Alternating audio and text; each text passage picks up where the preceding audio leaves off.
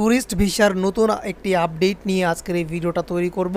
ধৈর্য সহকারে সম্পূর্ণ ভিডিওটি দেখবেন যারা ট্যুরিস্ট ভিসার জন্য অধীর আগ্রহে অপেক্ষা করছেন।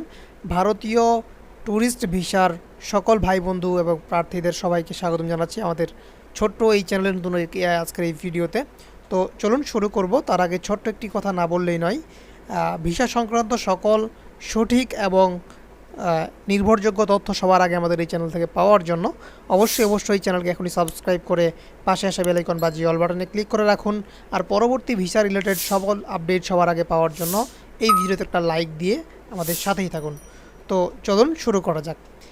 যেমনটি বলছিলাম, আজকের এই ভিডিওতে আমরা আলোচনা করেছি যে ট্যুরিস্ট ভিসা নিয়ে। দেখতে পাচ্ছেন আপনারা আমাদের স্ক্রিনে আমরা ট্যুরিস্ট ভিসা নিয়ে একটি খুব গুরুত্বপূর্ণ আপডেট আপনাদের মাঝে উপস্থাপন করব আজকের এই ভিডিওতে। তো High Commission of India Dhaka থেকে প্রকাশিত একটি নোটিশের মাধ্যমে কিন্তু তারা জানিয়ে দিয়েছে ভিসা ডকুমেন্টস ক্যাটাগরি ওয়াইজ কিন্তু নতুন কিছু তথ্য আমাদেরকে দেওয়া হয়েছে, যেটা আজকের এই ভিডিওতে আমরা জানিয়ে দেওয়ার চেষ্টা করব। পরবর্তীতে যারা ট্যুরিস্ট ভিসার জন্য আবেদন করবেন আপনাদের জন্য বিষয়টি খুবই গুরুত্বপূর্ণ। তো একটুও না টেনে সম্পূর্ণ দেখার অনুরোধ থাকবে। তো প্রথমেই যে বিষয়টি আমাদেরকে জানতে হবে সেটা হচ্ছে এক নাম্বার দেখতে পাচ্ছেন পাসপোর্ট। তো এখানে তারা বলেছে in original with a minimum validity of 6 months as on the date of submission of application for visa. এখানে তারা বলছে পাসপোর্টটা আপনার অরিজিনাল হইতে হবে এবং with a minimum validity of 6 months মানে 6 মাসের মেয়াদ থাকতে হবে আপনার হচ্ছে ভিসার। অ্যাপ্লিকেশন যখন করবেন আপনি তখন হচ্ছে 6 মাসের ভিসার মেয়াদ থাকতে হবে, এটা কিন্তু আমরা সবাই জানি। The passport should have at least 2 blank page. তো এটা আমরা বরাবরই জানি, এটা আগেরই নিয়ম। তো পাসপোর্টটা অরিজিনাল হইতে হবে এবং 6 মাসের ভ্যালিডিটি থাকতে হবে, সেই সাথে 2টা সাদা পেজ বা ব্ল্যাঙ্ক পেজ কিন্তু থাকতে হবে। আচ্ছা, 2 নম্বরে তারা বলেছে old passports must be submitted with the application form. তো আপনার যদি পাসপোর্ট একটার পেজ শেষ হয়ে যায় আরেকটা আপনি রিনিউ করেন, রিনিউ করা পাসপোর্টের সাথে আপনার আগের যে পাসপোর্টটা ছিল সেই পাসপোর্টও কিন্তু আপনাকে এখানে অবশ্যই সাবমিট করতে হবে। তারা বলে দিয়েছে must be submitted with the application form. যখন আপনি আবেদন করবেন সেই ফর্মের সাথে নতুন পাসপোর্টের সাথে আপনার আগের যে পাসপোর্টটি ছিল সেটাও কিন্তু সংযুক্ত করতে হবে। এখানে একটা কথা বলে রাখি, যারা আগের পাসপোর্ট নয় একবারে নতুন পাসপোর্ট তাদের জন্য এই 2 নম্বর পয়েন্টটা অ্যাপ্লিকেবল নয়। যাদের প্রথম পাসপোর্টেই ব্ল্যাঙ্কস 2টা পেজ আছে, যারা রিনিউ করেন নাই তাদের জন্য এই 2 নম্বর পয়েন্টটা নয়। এরপরে 3 নম্বরে বলেছে 1 recent passport size colour photograph 2x2 depicting full face with white background. আপনার এখানে দেখতে পাচ্ছেন যে সাম্প্রতিক তোলা পাসপোর্ট সাইজের আপনার কালার ফটোগ্রাফ, এক কথায় আপনার রঙিন ছবি কিন্তু জমা দিতে হবে 2x2। এক কথায় পাসপোর্ট সাইজের 2টা করে ছবি আপনাকে কিন্তু সাম্প্রতিক তোলা 2টা ছবি আপনাকে অ্যাটাচ করতে হবে এবং কি অবশ্যই আপনার ফেস যে আছে বা আপনার যে মুখমণ্ডল আছে সেটা কিন্তু স্পষ্ট বুঝাইতে হবে। সেই সাথে আপনার ছবির যে ব্যাকগ্রাউন্ড কালারটা, অনেকেই এখানে ভুল করে থাকেন, ব্যাকগ্রাউন্ড কালারটা ব্লু কিংবা গ্রিন দিয়ে ফেলেন, তো এইটা করা যাবে না। তারা বলে দিয়েছে যে হোয়াইট ব্যাকগ্রাউন্ড মানে সাদা ব্যাকগ্রাউন্ড হতে হবে। এরপরে বলেছে a copy of national ID card or birth certificate whichever applicable. আপনার যদি এনআইডি কার্ড না হয়ে থাকে তাহলে আপনি বার্থ সার্টিফিকেট দিতে পারবেন, আর যদি আপনার ন্যাশনাল এনআইডি কার্ড হয়ে যায় তাহলে আপনাকে ন্যাশনাল এনআইডি কার্ড বা ন্যাশনাল আইডি কার্ড বা যেটাকে আমরা এনআইডি কার্ড বলে থাকি সেটা কিন্তু আপনাকে দিতে হবে।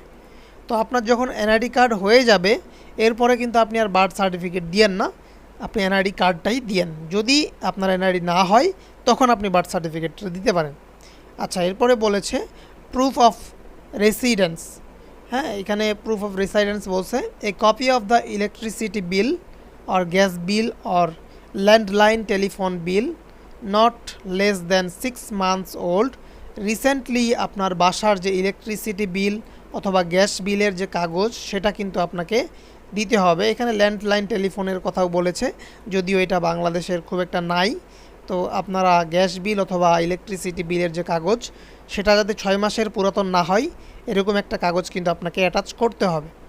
এরপরে তারা বলেছে প্রুফ অফ ফাইন্যান্সিয়াল সাউন্ডনেস, আপনার যে ফাইন্যান্সিয়াল যে ব্যাপারটা, আপনার অ্যাকাউন্টে পর্যাপ্ত পরিমাণ টাকা আছে কি না, আপনি ভারতে গিয়ে আবার ফেরত আসতে পারবেন কি না, সেজন্য আপনাকে endorsement of foreign currency equivalent to US 150 $150 সমপরিমাণ টাকা কিন্তু আপনাকে দেখাইতে হবে, যেটা বাংলাদেশি টাকায় অ্যারাউন্ড 17 কি বা 18,000 টাকার মতো আসবে। তো এই পরিমাণ টাকা কিন্তু আপনাকে আপনার অ্যাকাউন্টে দেখাইতে হবে। তারা বলে দিয়েছে endorsement should not be older than 3 months and the time of submission.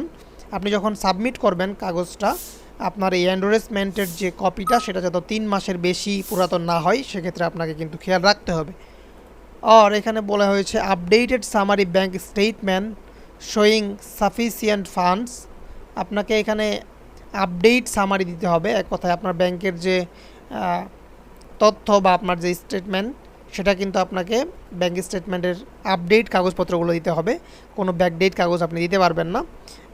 এখানে বলছে অথবা আপনাকে copy of international credit card or travel কার্ডের যে ফটোকপি সেটা কিন্তু আপনাকে দিতে হবে। এরপরে সবার শেষে যেটা বলা হয়েছে proof of profession. Proof of profession হচ্ছে গভর্নমেন্ট অর্ডার কপি। আপনি যে ভারত যাচ্ছেন কি কারণে আসলে, বা আপনি কোন কার্ড দ্বারা ইস্যু হয়ে আপনি ভারতে যাবেন সেটার কিন্তু আপনাকে প্রুফ দিতে হবে। সেটার জন্য আপনি যদি গভর্নমেন্ট থেকে অর্ডার পেয়ে থাকেন তাহলে government order copy. If the applicant is a serving government employee, আপনি যদি ভারতের কোনো কোম্পানিতে চাকরি করতে ইনভাইট পেয়ে থাকেন তাহলে কিন্তু আপনাকে সেই গভর্নমেন্টের অর্ডার কপি দিতে হবে। অথবা আপনাকে সার্টিফিকেট ফ্রম দ্য এমপ্লয়ার, আপনার যদি কোনো সার্টিফিকেট থেকে থাকে তাহলে আপনাকে ওই সার্টিফিকেটটা অ্যাটাচ করতে হবে। অথবা a copy of the registration granted to the business establishment by the government of Bangladesh. এখানে বলছে রেজিস্ট্রেশনের জন্য বা বিজনেস এস্টাবলিশমেন্টের জন্য আপনার যদি কোনো কাগজপত্র থেকে থাকে বাংলাদেশ সরকার কর্তৃক, সেটা আপনি চাইলে এখানে প্রুফ অফ প্রফেশন হিসেবে দেখাইতে পারেন। অথবা a copy of identity card from the educational institute বা ইনস্টিটিউশন, আপনার যদি ভারতের কোনো ইনস্টিটিউটে পড়াশোনা করে কোনো ধরনের আইডেন্টিটি কার্ড পান তাহলে আপনি সেই আইডি কার্ডের ফটোকপি দিতে হবে। অথবা আপনি চাইলে কিন্তু a copy of the retirement papers, আপনি যদি এর আগে ভারতে চাকরি করে থাকেন এবং আপনি চাচ্ছেন আবার ভারত ভ্রমণ করার জন্য, আপনি চাইলে সেই রিটায়ারমেন্টসের যে পেপার সেটাও কিন্তু দেখাইতে পারেন। তো এই ছিল আজকের ট্যুরিস্ট ভিসার সর্বশেষ আপডেট। তো দেখা হচ্ছে পরবর্তী ভিডিওতে। আমরা পরবর্তী ভিডিওতে আলোচনা করব ট্রানজিট ভিসা নিয়ে এবং কি অন্যান্য যে সকল ভিসা রয়েছে, বিজনেস ভিসা, স্টুডেন্ট ভিসা সহ অন্যান্য যে সকল ভিসা রয়েছে সবগুলো নিয়ে পরবর্তী ভিডিওতে আলোচনা করা হবে। তো আজকের এই ভিডিওটি এই পর্যন্তই। ভালো থাকবেন, সুস্থ থাকবেন, দেখা হচ্ছে পরবর্তী কোনো ভিডিওতে।